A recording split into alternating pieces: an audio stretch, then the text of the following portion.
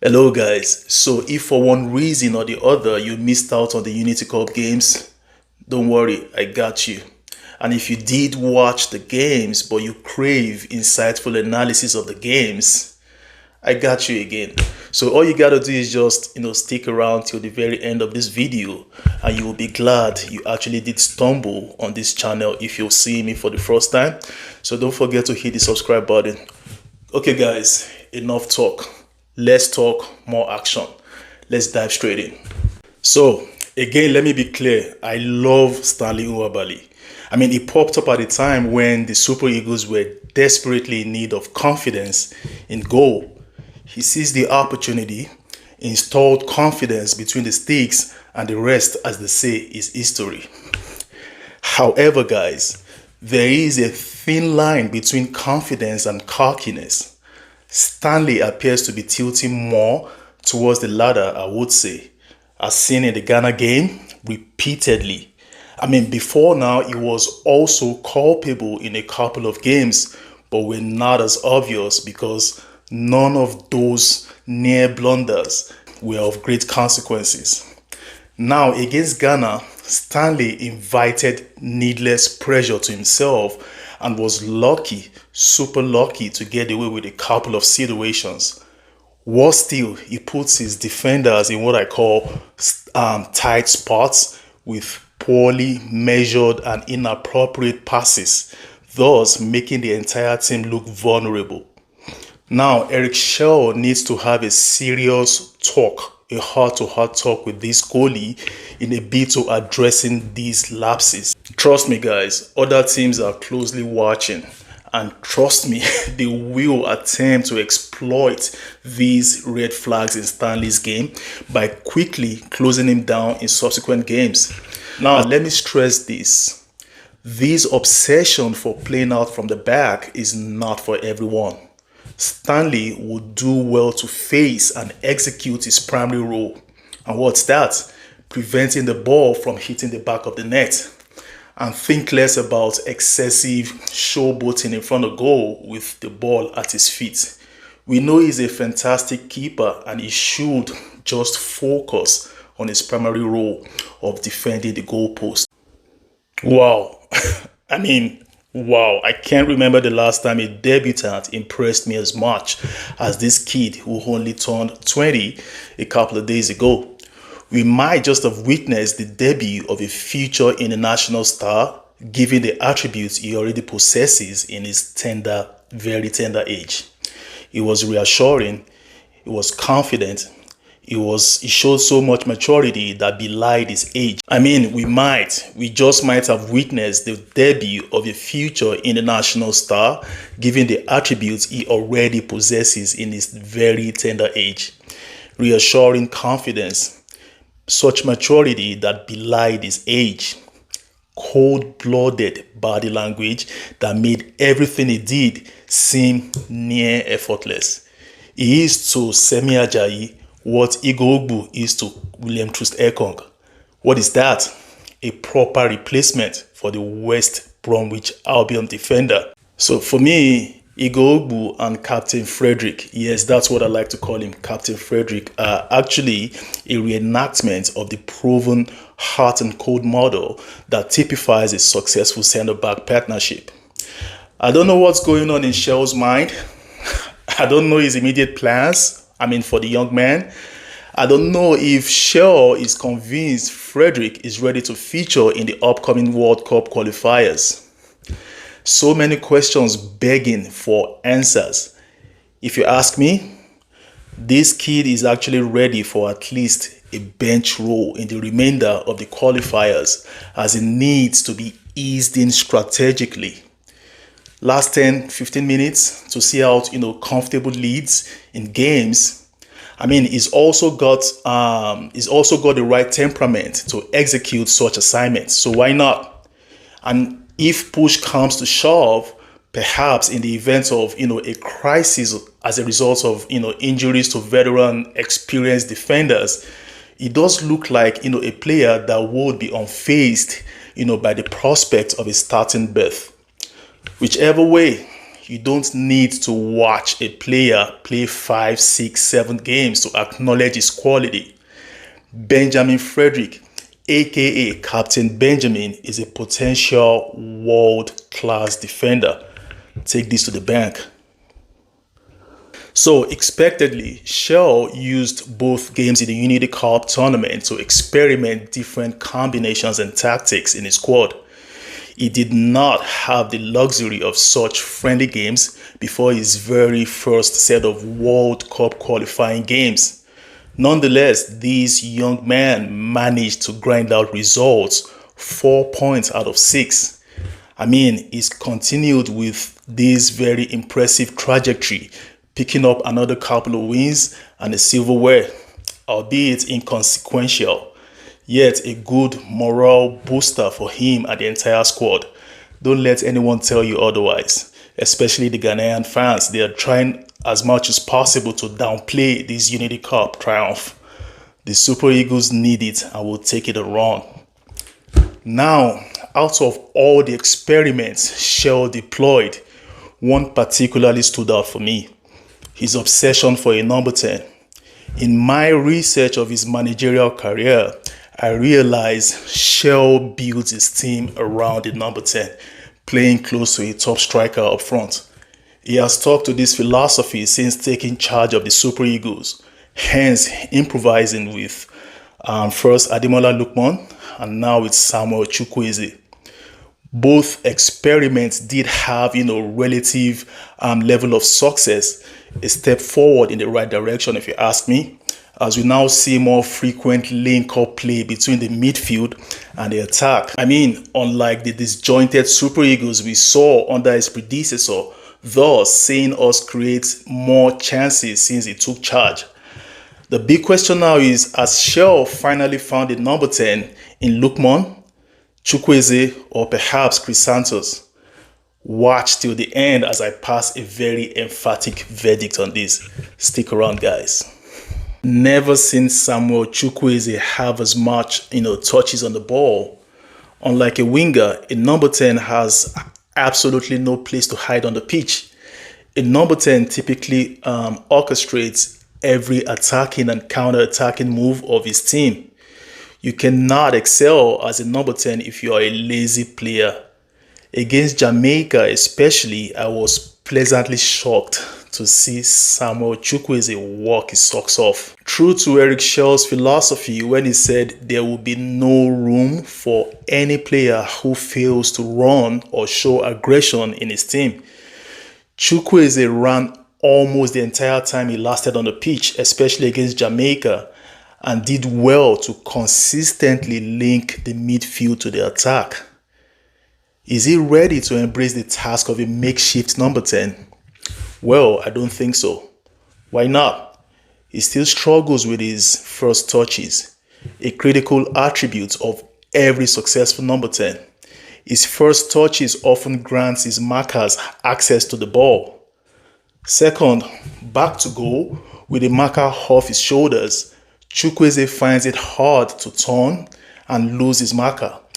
He is most comfortable when goal facing, when face to face running towards his marker.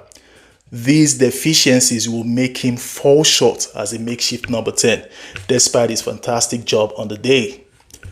So, if he manages to replicate same form, same work ethic in a makeshift number 10 in the remaining World Cup qualifiers against such teams like Lesotho, Benin Republic and South Africa, he will do well. However, against more sophisticated DMs, trained DMs and CMs at the World Cup level, Chelle would definitely need a better option. Who? Hang on to the very end of this video. I'll tell you who exactly Nigeria can actually use to execute the number 10 role.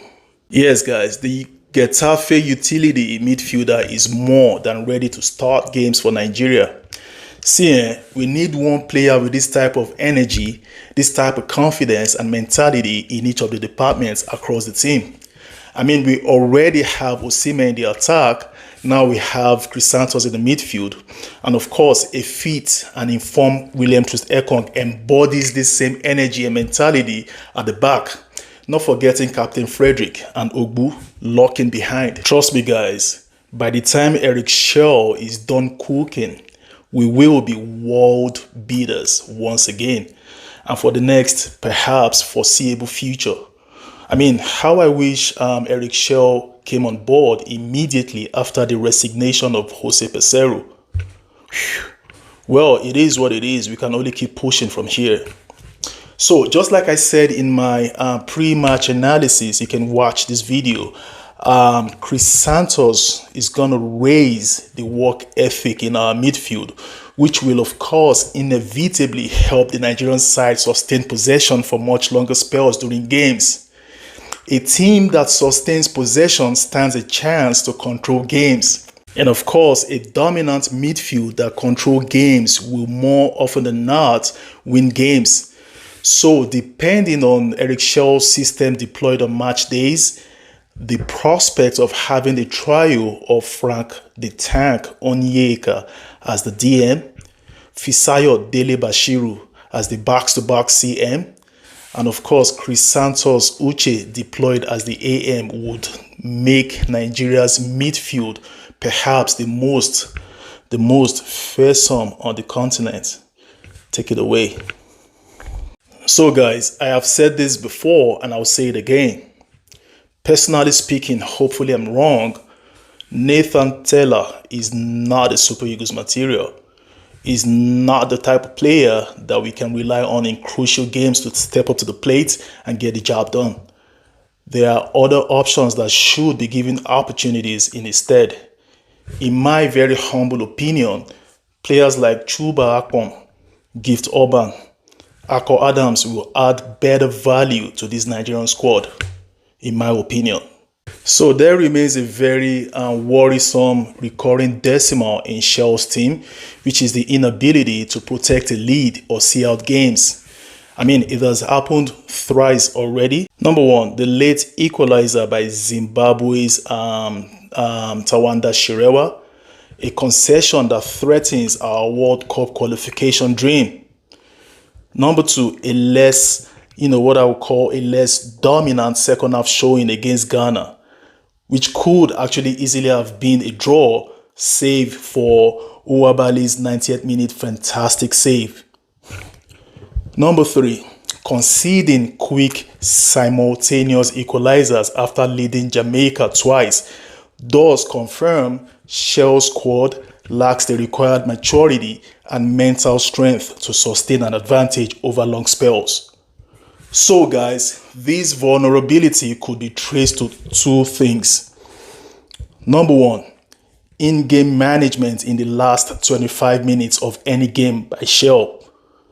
Number two, mental frailty, loss of concentration, and the complacency that potentially kicks in after over celebrating goals. So guys, I'm gonna treat each of these causes one at a time.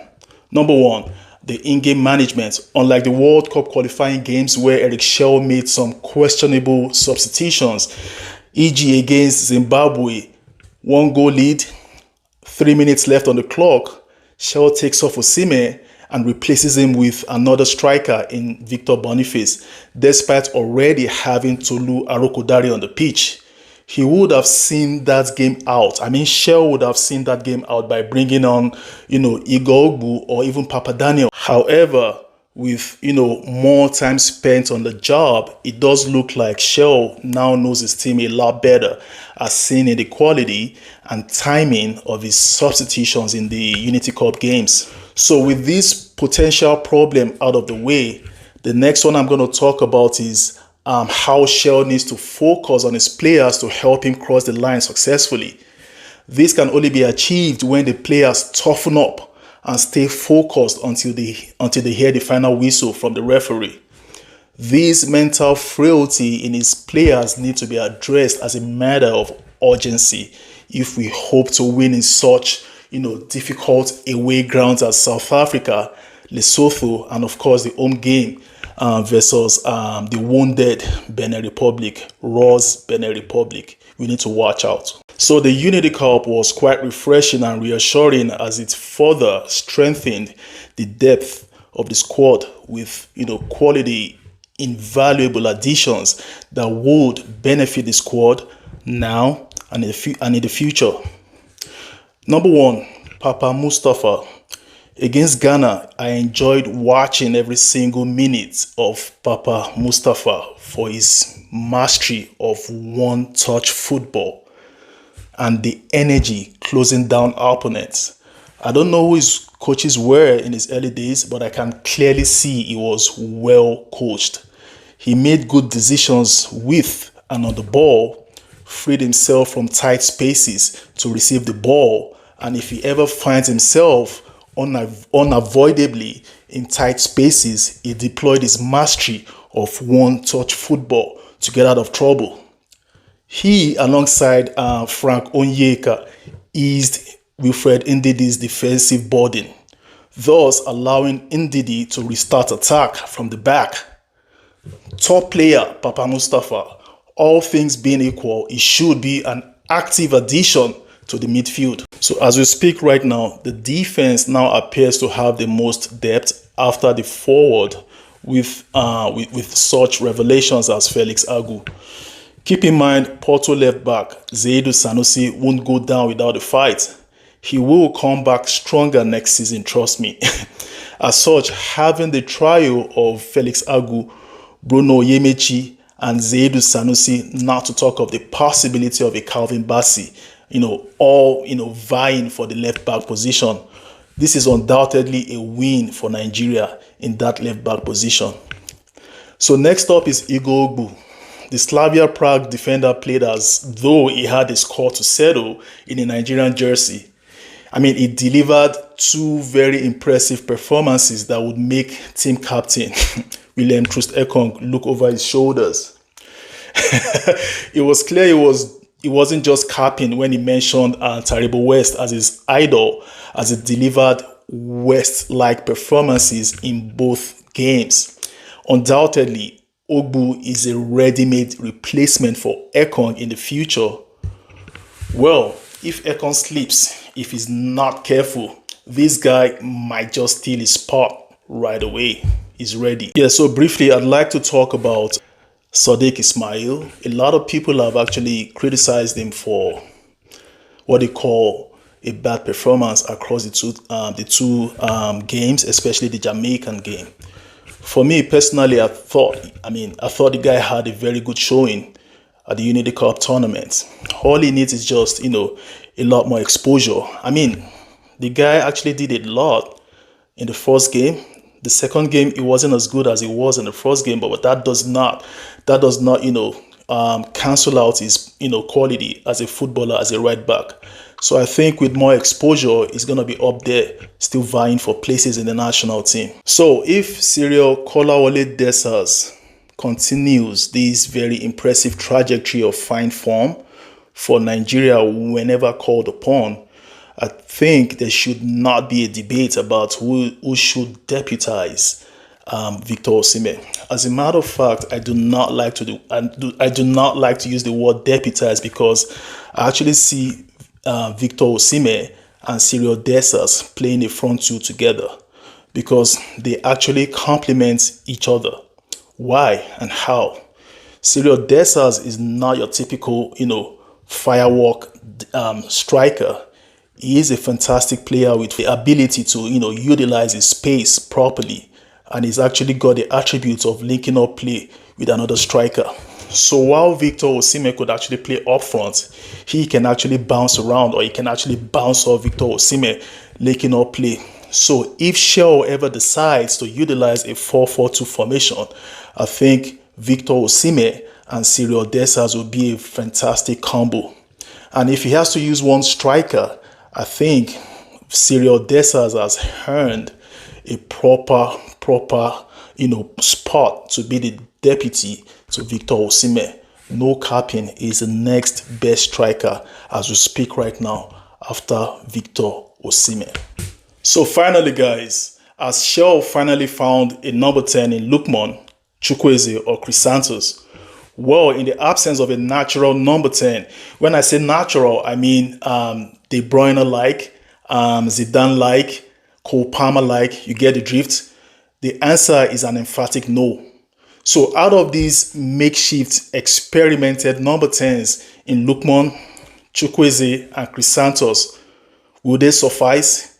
In my opinion, Chrysanthus will do a good job linking the midfield with the attack, disturb defenses, and score goals and supply a lot of assists. As such, at the moment, Chrysanthus Uche remains Shell's best shot at a number 10, a makeshift number 10. It's a wrap, guys. So don't forget to hit the subscribe button, like, share, and stay tuned for yet another insightful post-game analysis of the Russia game. Thanks for watching.